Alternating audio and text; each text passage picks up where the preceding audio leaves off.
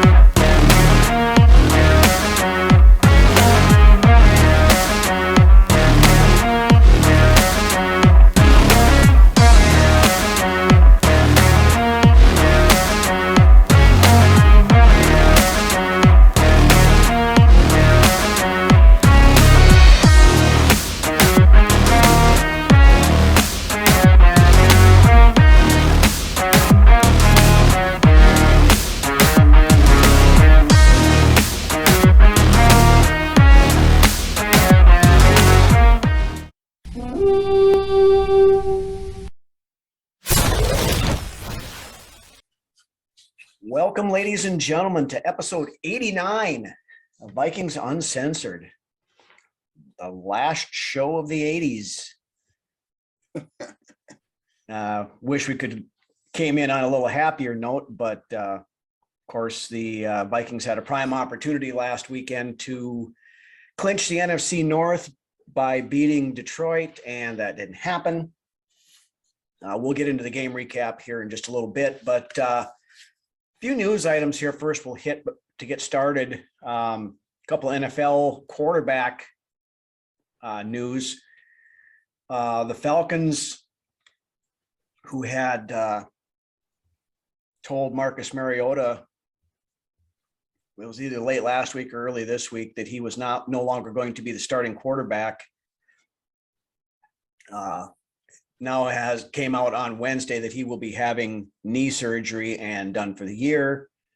So it is now the Desmond Ridder show down in Atlanta. It was only a matter of time. Yeah. I mean, Mariota was a placeholder down there. Everybody knew that. Yeah. But now whether or not, I was a big Desmond Ridder fan coming out of college last year, and was kind of hoping we'd have picked him up as a, developmental guy, but right. We will see how things go down there with that. Bigger news, and no, I'm not being facetious.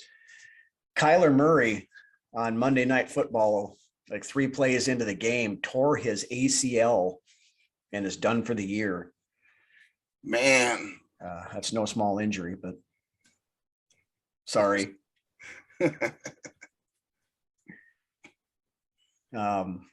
Speaking of knee injuries, we'll roll over to Vikings related news. Left tackle Blake Brandel tore his MCL during the Lions game.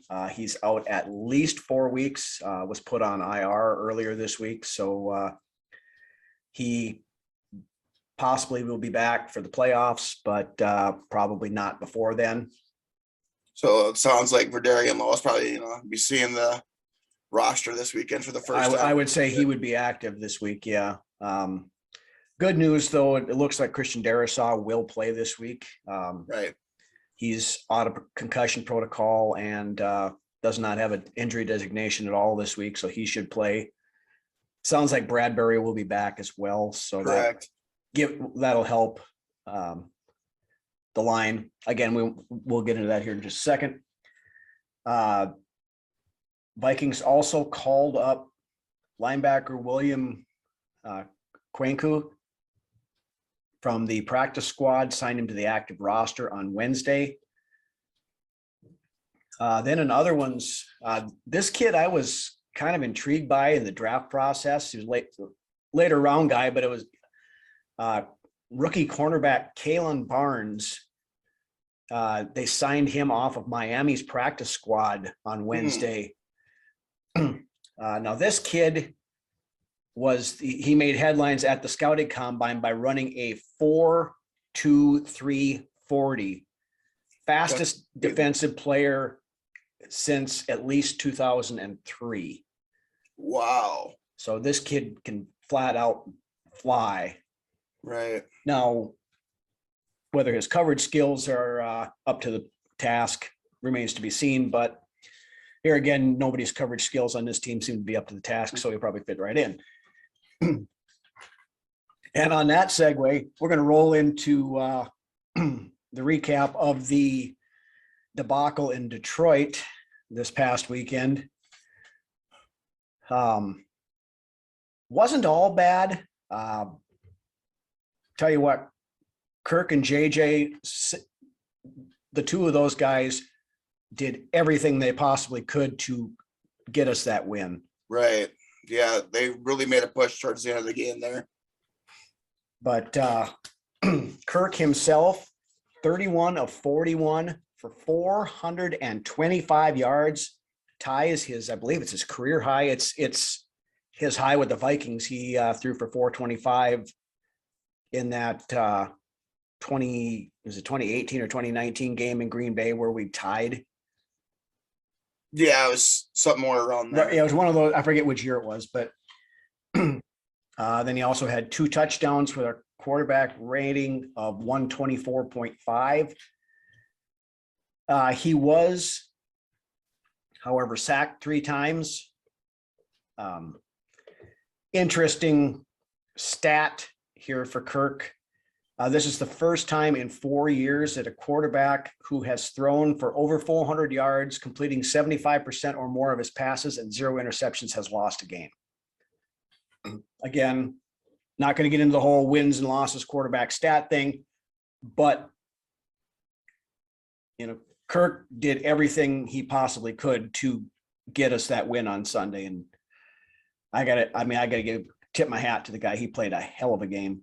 Right. And you know what? A big thing on Kirk was just taking the safer throws. He's taking a lot more risky throws this year. Mm-hmm. That says a lot as well. Yep.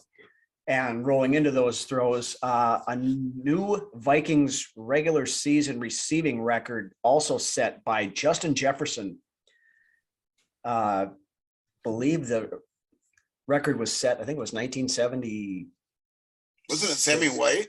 It was Sammy White set it. It was like 76, I think, was 223, I think was the record. No, JJ had 223, it was like 219 or something like that. It was right. But Justin Jefferson, 11 catches for 223 yards. And should have been more because the refs blew the whistle on that. It seems like that man. Keep playing it. 2nd down and 6.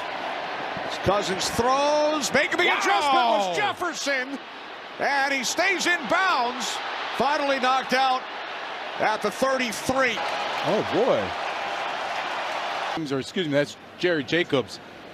Jerry Jacobs needs to just keep running in problems. CJ Moore, I don't know why you're looking back at the quarterback. Just looking at that replay from that angle, it wasn't so. That happened a few times this year. What you're getting at here. Yeah, go ahead. Yeah, that play where he tightroped the sidelines and went down. He never stepped out of bounds.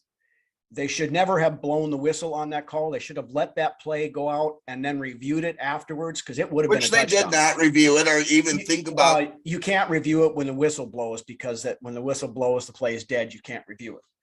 But whoever blew the whistle at that point in time is an idiot.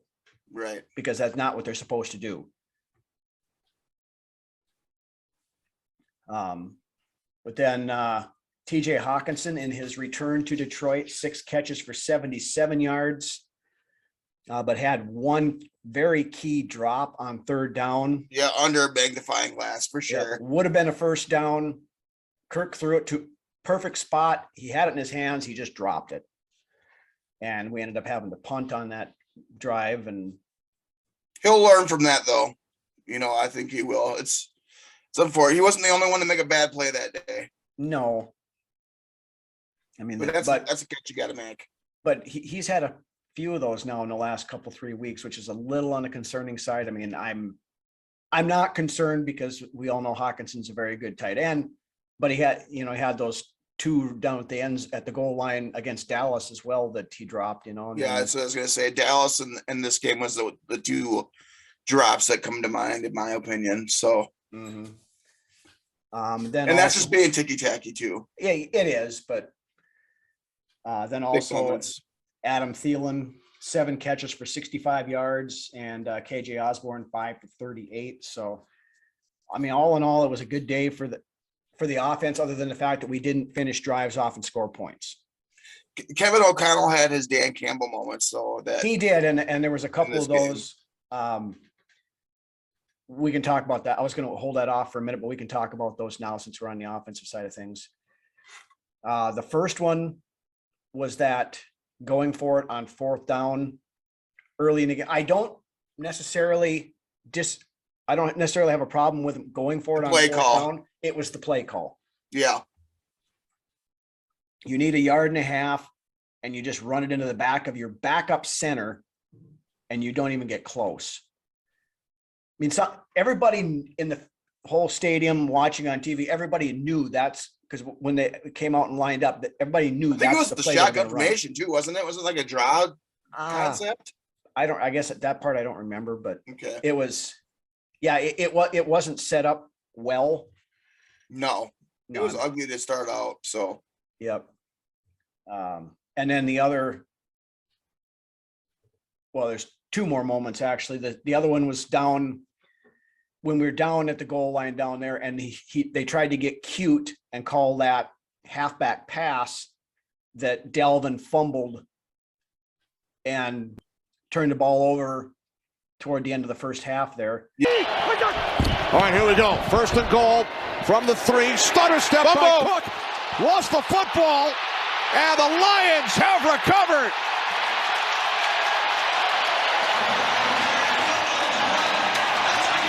Kirby Joseph on the recovery.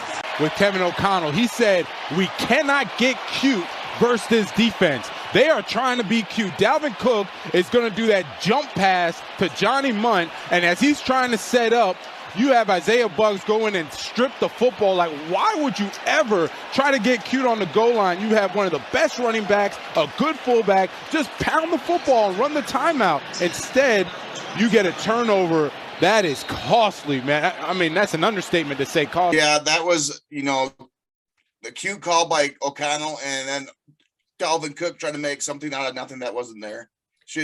All he should going down there actually would have been the best thing he could have done, because we were trying to milk the clock down at the end of the half anyway. He didn't need to score on that first play. He should have just bit it in the dirt. Should have gone down, right? But no, he tries to do that jump pass and was kind of this. And I mean, I don't know why we decided we were going to get cute and down there. It didn't make much sense to me. We overthought that. Yeah. That drive there in the red zone. Tried to do too much when really we should have just stayed simple. Mm-hmm. And then the third moment was that going for 2. When we were down by, we would have been down 7 had we kicked the field goal. Instead, we missed try to go cute with that wide receiver screen again that never fucking works. To Thielen, screen game is horrible. Is horrible this year, all around. Screen game has just been. So then we were chasing points the rest of the game. So I mean, you know what? Detroit was just a better team. They were on Sunday. Yeah. They were definitely a better team, and Dan Campbell they're up and coming. They might find their way into the playoffs somehow, some way. Mm-hmm. Scratching and clawing, ironically saying that they are the Lions, that they might find their way into the playoffs. They're right there in the league of the Commanders right now, in my opinion. Yeah. But I guess one last thing on the offense. Goff is on the fucking terror right now. Yeah, we'll get to the defensive stuff here in just a minute too. But one last thing on the offense I want to hit on. Dalvin Cook had a terrible day. It's 2 weeks in a row. 15 carries for 23 yards. Did not have a run longer than 5 yards. Some Michael Bennett numbers right there. That 5-yarder was the touchdown run he had, but he averaged 1.5 yards per carry against the 27th ranked run defense in the league. And this tends to happen. I don't know why, but we can't. Why can't? And this is even before O'Connell. Why can't this team perform against like a defense that's ranked 27th like we should? I don't know.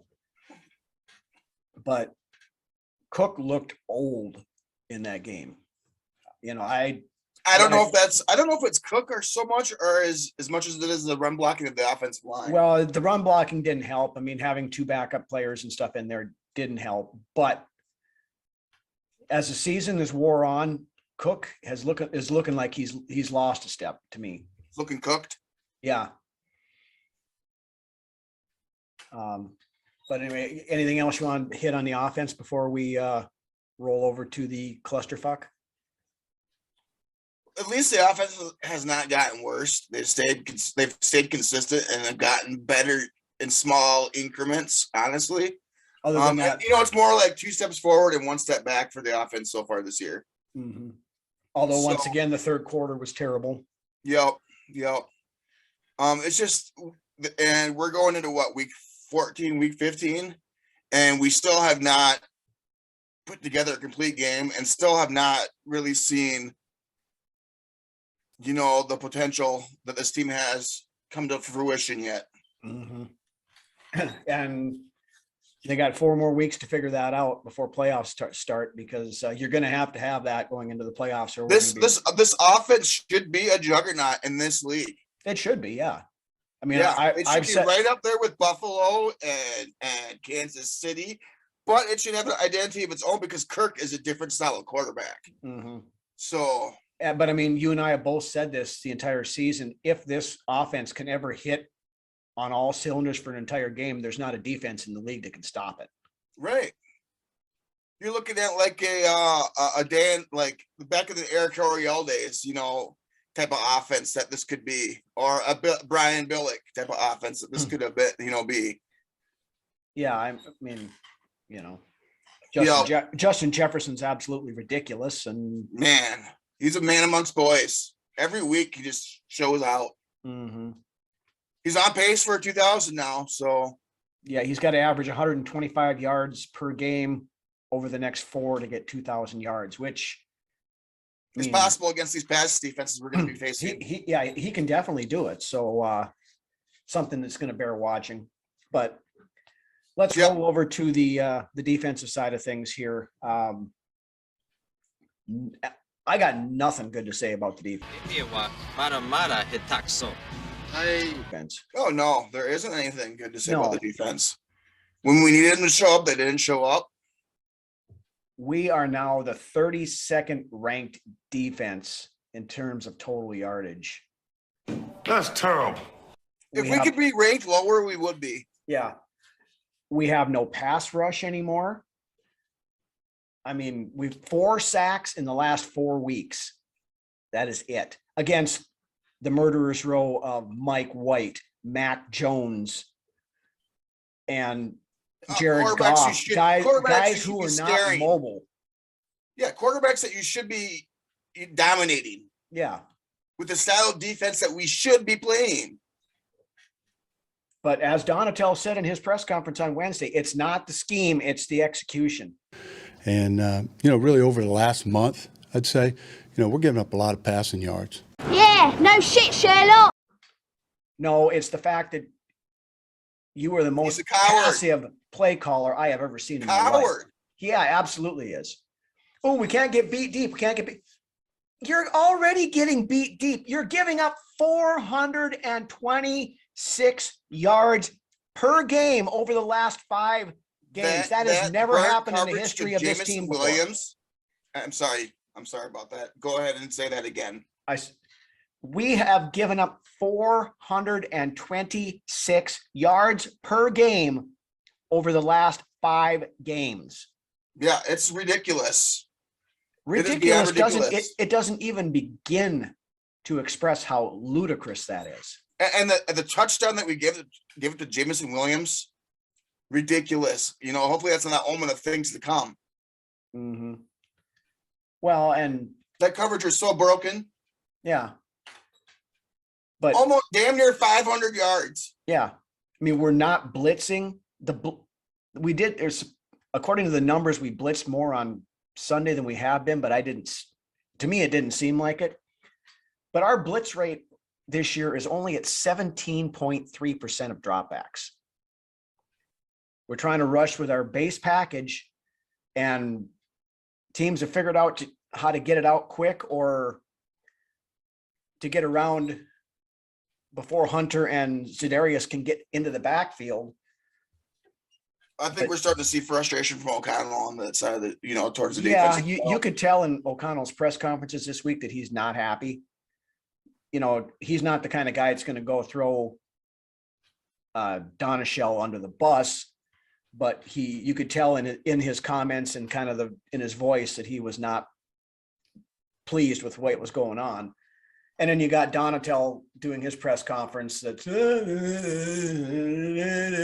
everything's great. Everything we'll figure this positivity, out. Right? We'll figure this out. You're in week 14, right?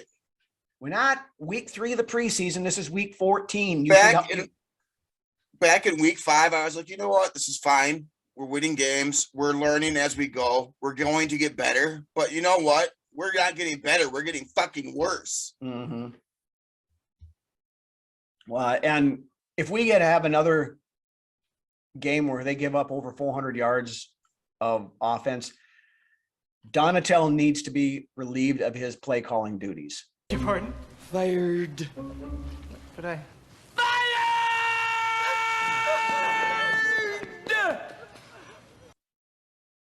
We've got a couple of guys on staff who have defensive coordinator experience. I know Mike Pettin being one of them. Now everybody's saying, "Oh, Pettin's defense has sucked and everything too." None of Mike Pettin's defenses were ever as bad as what Donatel's is right now. You know what? Mike Pettin has beat us as a defensive coordinator of an opposing team on a few occasions. He absolutely has. Is he the ideal candidate? No, but he's what's in-house and what is the most, mentally, obviously the best pick you could probably have are him or Gunquist. Who? The other dude that's on the staff that's the defensive coordinator before. Our middle linebackers coach, Greg Minuski, who played linebacker. There you go. You're thinking Gutekunst, that's the general manager for the Packers. Yeah. Wah, wah, right. Wah. Scrambled eggs, man. Yeah. But Greg Minuski does have defensive coordinator and play calling experience as well. Yeah. So we do have a couple of options. I know making a change at this point in the season when you're 10-3, it's not completely unprecedented. It's not a great look, but you can't allow what's happening with this defense to continue on, or we are going to be one and done in the playoffs. Right. The leash has shortened quite substantially since week fucking 1. There shouldn't be a leash anymore. The hand should be firmly grasped on the collar. But we'll see if he figures it out for this weekend. We'll talk about it in a little bit more detail again when we get to the Indy preview here in a little while. I'd rather go to them fighting than not fighting at all. Right. For fuck's sake. Yeah. Then the only other thing, I guess I want to bring up, that fake punt that Detroit pulled. That was killer. That was killer. That absolutely killed us. I mean, they got 40 yards on a fake punt. That was a dagger. That was when there's like a shred of light coming through the clouds. That was the dagger drive that killed any chance we had of coming back and winning that game, was that punt.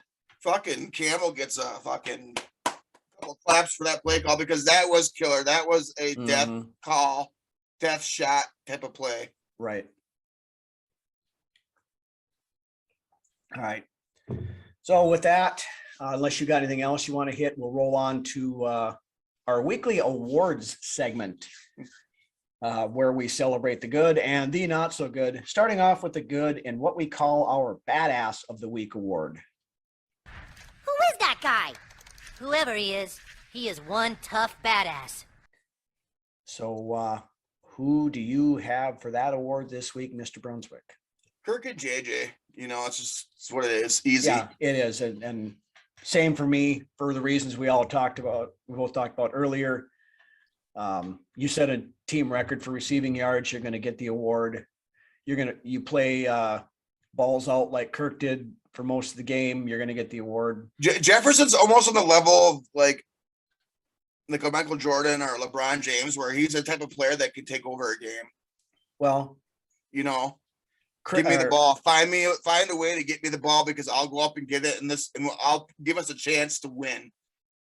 You know. Well, Chris Carter earlier this week was on Dan Barrero's show on KFan, and Barrero was trying to get him going a little bit and brought up the thing that people are saying that Justin Jefferson may be the best wide receiver to ever play for the Vikings. And Carter didn't disagree with it. Right. So that's pretty heavy praise coming from one of the top 2 or 3 best wide receivers to ever play the game. And Jefferson has put in the work. The dude has worked absolutely hard. He just as hard as Thielen did to get on this team and to get to where he's at. Mm-hmm. He spent hours and hours and millions of minutes working on his craft to get to where he is. Yep. All right. And then, of course, since we have the high points, we also have to have the low points in a thing that we call the Red Foreman Award. Son, you don't have bad luck. The reason that bad things happen to you is because you're a dumbass. And I'm pretty sure I know who you've got for this one, but lay it on us. I got the main dude and Dontel, but I mean, coaching staff once again, it was let down this week and as a whole. Mm-hmm. O'Connell had some boneheaded calls that I understand he's a rookie head coach, but at the same time, you can't like be too. You have to be set in what you're calling, right? You know, and know that's what the play that you want to go with, and not just kind of call a play off the cuff of your sleeve or whatever. He outsmarted himself trying to outsmart a coach who routinely makes stupid plays or calls. Right. This is why I compared it to a Dan Campbell type of play call. Mm-hmm. Well, hell, Dan Campbell was on Pat McAfee's show. I think it was Wednesday, and they were talking about that pass they threw to Penei Sewell.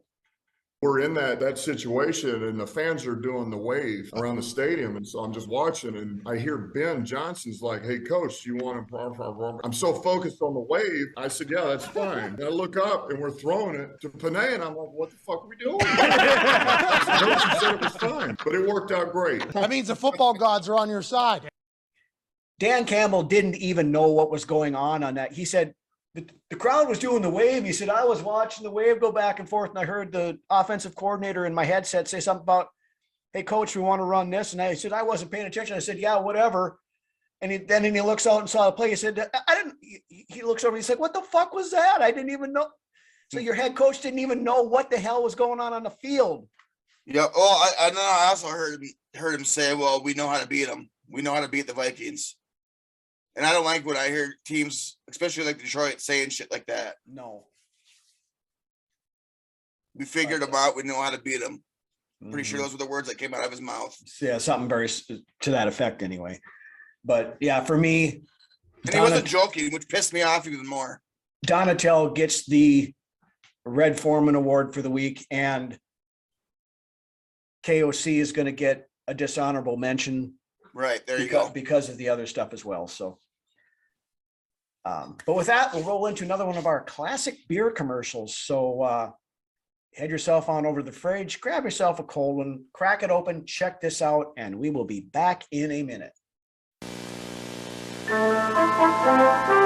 Perfect brewing water. Gottlieb Heilemann spent years searching for it.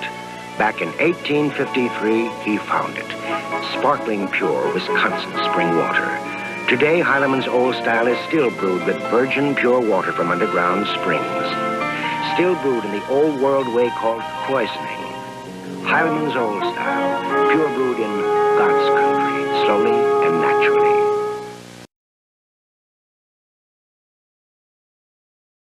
I'd sure like another Stroh's. Oh, wait. Alex?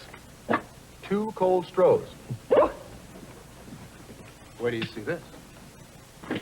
Just open the refrigerator. Just open one bottle. Just open the other. Now he's pouring yours. Now he's pouring mine. Alex, you better be drinking your water. From one beer lover to another Stroh's. We are back, and as we do at this point in the show every week, we put last week in the rearview mirror and look ahead to this week's matchup against the Indianapolis Colts, Saturday noon at US Bank Stadium.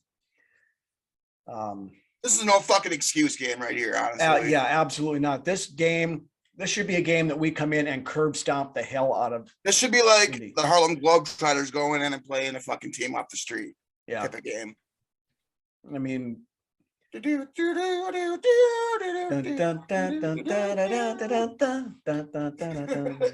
We better fucking go to work this weekend and get this fucking job done. Right. Because all it takes is a win this weekend and we secure the North. The Colts. And what better way to secure the North than at home? Yeah, exactly.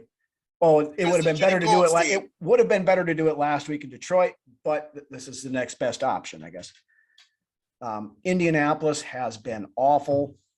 Matt Ryan has looks like he's about 50 years old the way he's been playing. If you remember that Monday night game, or was it against Dallas last week when the Colts gave up 33 points in the fourth quarter and I think turned the ball over 36 times. Yeah, it was ugly. But the way this defense has been playing, watch him make the rotting corpse of Matt Ryan look like his MVP season. Hey, Matt Ryan looked good against us last year. Yeah. Fucking kicked our ass. But that was last year, of course, but still, right. And that was on the Falcons team. Yeah. But I mean, the Colts don't have a whole lot going for them. They're more or less tanking without tanking because it's a good get right game right here. Yeah, it absolutely is. Now, that's not to say that the Colts don't have weapons. They do. And the Colts have won some games. Yeah, you got Taylor at running back. He's a very good running back. If we're not careful, he'll run all over us. Then, of course, you've got Michael Pittman and Paris Campbell as your top two wide receivers. Pittman. At this point in time, I wish teams would try to run against us. In fuck's sake. But why run when they can throw for 400 yards against us? Why run when your quarterbacks are lined up 12 fucking yards off the ball on first down? Mm-hmm. Now, Matt Ryan, mobility-wise, makes Kirk Cousins look like Jalen Hurts, but now, on their offensive line, they've got an all-pro left guard, Quentin Nelson. But other than that, they don't have a whole lot anymore. Their offensive line, which used to be very, very good, has fallen on hard times here as of late. But now their defense, though, is pretty good. They've got some good players on that side. Of course, up front, you've got Kwity Paye, DeForest Buckner, our old buddies, Yannick Ngakoue and Ifeadi Odenigbo are both over there. Then, of course, in the back end, their secondary is pretty decent. You've got Stephon Gilmore, Rodney McLeod, Julian Blackmon, all pretty good players. Gilmore's getting a little long in the tooth, but he is. He can still make plays though. Yep. She's like, kind of like Harrison Smith in a way. Right. But as we said, if our offense is playing to its potential, there isn't really a defense in the league. There's no that excuse. scares me. Right. Our offense should be scoring every fucking time it's on the field. But with that, I guess we'll roll into the tail of the tape for this week and kind of check out and see where we sit as compared to the Colts. Starting off on the offensive side of things, yards per game, the Vikings are 17th. Colts are 25th. Passing yards per game, the Vikings are up to 8th now, and the Colts are at 19th. Rushing yards per game, this is kind of surprising. It's pretty even there. The Colts are 26th and we're 27th. Points per game, Vikings are 10th, Colts are 31st. So they are not scoring a whole lot. Right. We should definitely win by fucking double digits this week. Yeah. there's no reason why we shouldn't. No, this is no reason why we should lose this game this week. None at all. No. None at all. If we do, I'm going to be pissed off. Mm-hmm. Oh, yeah. Yeah. I don't even want to get to that point because I don't want to think about it. There's no fucking excuses why we can't win this game. No. But anyway, handedly. Right. Rolling over to defensive tail of the tape. Here again, none of this looks good for us. Total yards per game, the Colts are 8th. We, of course, are 32nd. That's terrible. Passing yards per game, Colts are 3rd. Okay. Passing yards.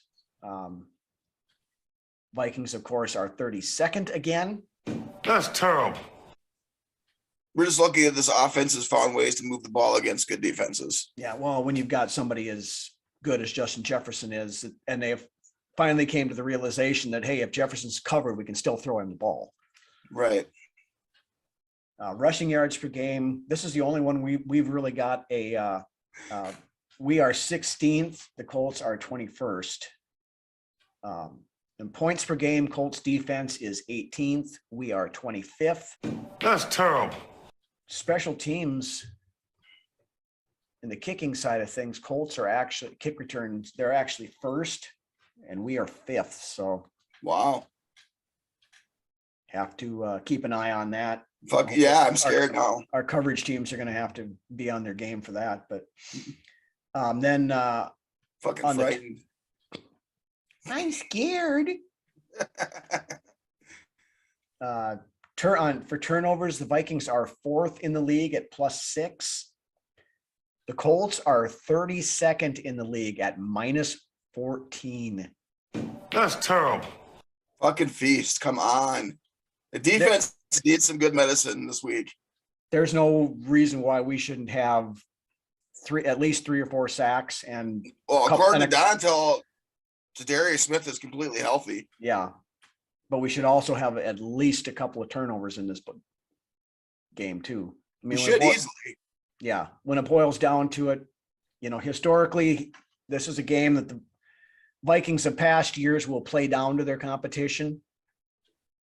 We have no wiggle room to do that. If there was ever a game that we're going to blow somebody out, this game right here is it. Yeah. And not just from securing the NFC North. We're only a game ahead of San Francisco now for the 2 seed. Exactly. Now, we had some wiggle room. Now we don't. Yep. Now, by the time you see this Friday, San Francisco will already have played Thursday night. They play Seattle. Now, they got the whole quarterback situation going on there. Of course, Brock Purdy looked pretty good on last weekend when they beat the Bucks, and Tom Brady looked like crap. It's all about consistency, though. Right. But now Purdy I think he's got a rib injury or something like that. Oh, shit. I saw on Wednesday here as we're recording, they're saying he's probably a game time decision on whether or not he plays Thursday night. If he doesn't, the fuck they gonna suit up at quarterback? Josh Johnson is their backup quarterback. Oh, go figure. He's played for everybody. Pretty much. I think he's like played, the NFL whore. He's played for more teams than I think Fitzmagic did. Yeah, no, easily, dude. Well, easily. Plus, I think hasn't he been in like the XFL or he's been all USFL over. He's beaten us. He's beaten us, dude. Yeah. I think when he was playing for the Browns, he beat us. Yeah, I don't remember when it was, but yeah, So by Friday, by the time we play on Saturday, we'll know what happened with San Francisco anyway. But all we got to do is go out and take care of business this week. This is, like you said, this is a get right game. We need to go out there, establish dominance early, do not let up. And there is absolutely nothing wrong with going out and beating these guys by 3 scores. I don't think we're going to beat them by 3 scores, but it should be a double-digit win at the very least. The defense needs to go find itself too, something. Mm-hmm. They need to go take some of that ayahuasca tea and go on a fucking journey. finding how to play competent defense in the NFL. Yeah, they got to figure something out, and they got to figure out fast because, the wagon wheels are all falling off, man. Mm-hmm. They at least got a real good wobble to them. I don't know.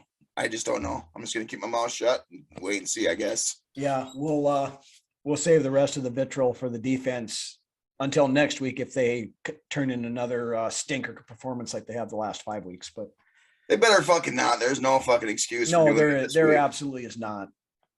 And like I said, if we have another defensive performance like that, Donatello needs to be relieved of his duties. It just I know some people are going to disagree with me on that, but I don't care. We can't continue to keep doing what we're doing. If we're seriously looking at winning a championship this year, mm-hmm. I have faith that we could do it, but we need to fix some shit that's not working right now. We can do it, but we can't do it with the defense that we've got right now. Bingo. So anyway, the defense that can be fixed though, or Band-Aid, figure something out that you can patch it up that can get us through a good enough defense. Yeah, we're not saying you have to be a top 5 defense in the league, but get us closer to fucking if we could just be 20th. Yeah, in that 17 to 20 range, something like if we can get the defense up to that point, then I'm not concerned. Not even right now. Right now, they only have to be ranked that point. Just show improvement. Right. Going into the playoffs. Yeah, don't let a broken down old has-been quarterback march his team up and down the field at will on us on Saturday. Let's get better. Not get worse like we have been. Get fucking better. Right. Anything else you want to hit on this before we move on? Or Craig Joseph's gotten better last couple of weeks. Yeah, he hasn't missed any of his kicks in the last few weeks anyway, so that's a plus. And that's about it. I figured I'd hit on special teams there. Ryan Wright continues to be consistent. Mm-hmm. So there's that. Matt Daniels, you get a thumbs up for me from this performance last week. All right, so once again, we have hit the best segment of the show as we take a look back at the players to wear number 89 in this week's edition of Brunswick's Best. So why don't you roll that beautiful bean footage there, Lance, and let us know who you've got on your list. Roll that beautiful bean footage. Well, it's a whole list of 1, followed by 3 honorable mentions. Always chronological order here. We'll kick off the list with Jerry Reichow. I think it's how you pronounce it. Reichow. Yep. He is a old school player. Was with the team the beginning of time, 1961, for the Vikings, and for that matter. Of all the players to don the number 89 for the purple and gold, the greatest might have been the first. That distinction belongs to wide receiver Jerry Reichow, who came to the team in their inaugural season of 1961 after a fairly nondescript career to that point. In his first season in Minnesota, however, he was outstanding, reeling in 11 touchdown passes and gaining 859 yards on 50 receptions. He couldn't duplicate that success in his following Vikings seasons, though, however, as he had just 8 scores in the next 3 seasons combined. If you look at the list of players from Pro Football Reference's database of number 89s in Vikings history, that stretch for Reichow puts him significantly above everyone else in team's history that's ever worn that number. Jerry, you hold down the main list this week. One and only Jerry Reichow. Now, moving on to the honorable mentions. Chris Herndon. No. You know, Dan Morgan is kind of borderline honorary mention here, I believe. He was more blocking. He's like Mike Tyson, kind of, in a way. Yeah. Although he did have some nice snags, in a few games. Anyways, moving along to the actual honorary mentions. We got coming in Andrew Jordan. Now, Andrew Jordan spent the first 4 years of his career and the last 3 years of his career in the purple and gold, wearing the number 89 for 4 of those seasons. In his time in Minnesota, Andrew appeared in 87 games, starting 37 of those respectively. Andrew hauled in 97 receptions for 763 yards and 4 touchdowns during that span. Honorable mention, Andrew Jordan. Coming up next, we got none other than, this is actually one of my favorite down the depth chart kind of guys and as a receiver, and Matthew Hatchett. I always wanted more out of this guy. You know, the potential was there, but he really didn't grasp it in his time in Minnesota. Hatchett was a 7th round pick by the Minnesota Vikings out of Langston College. Hatchett spent the first 4 years of his career with the Vikings playing behind the famed 3 deep of Moss, Carter, and Reed. And despite lining up 4th on one of the best wide receiver depth charts in the history of the game, he was able to haul in 43 passes for 640 yards and 4 touchdowns, along with 2 postseason touchdowns during his time in the purple and gold. Matthew Hatchett, you're another honorary mention. Now, to wrap up the list.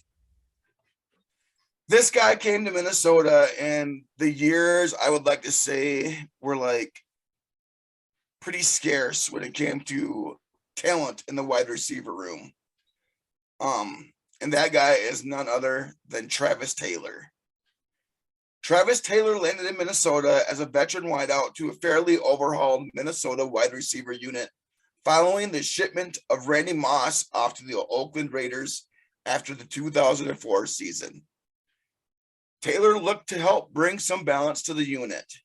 In the 2 seasons Taylor spent with the purple and gold, he was able to appear in 32 games, starting 29 of them, where he held in 107 receptions for 1,255 yards and 7 touchdowns. Travis Taylor, you made the list as an honorary mention. All right. And that is my list of Brunswick's best for this week. All right. With that, that is really about all we've got for this week. Again, want to thank everybody for watching. If you're out and about, again, make sure you take us with you, whether it be on YouTube, the audio podcasts, as the game now is, of course, playing on noon and Saturday. The episode will be up on the Facebook early Saturday morning as your unofficial pregame show. If you have not done so yet, please hit that subscribe button down below. Helps us out a ton. Helps us get higher in the metrics on YouTube, and helps us do a better show for you guys, bring you more things you want to see. Better production as well. Yes. Tools and all that good. Yeah. Maybe someday we can afford to hire a cat like our buddies Drew and Ted. One little note I do want to bring up, team wise, there's all the talk about the Vikings with their negative point differentials and saying how, they're frauds because of a negative point differential. As it sits right now, 6 of the 14 teams currently holding a playoff spot have negative point differentials. And the Vikings are the best of those. Well, it seems like we get the most flack for it. Oh, absolutely.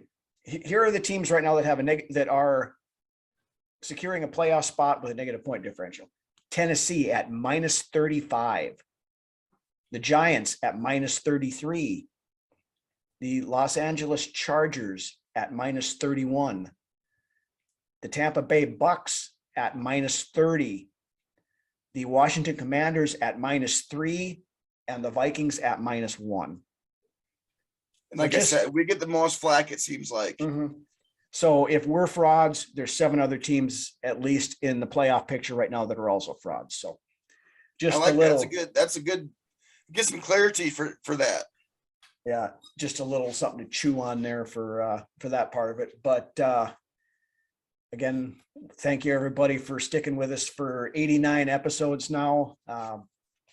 We're still going strong. We're not going anywhere. We got a lot more coming up for you guys in the future. And with that, why don't you take us out of here, Lance? I thought you ended it really well with the whole point differential aspect.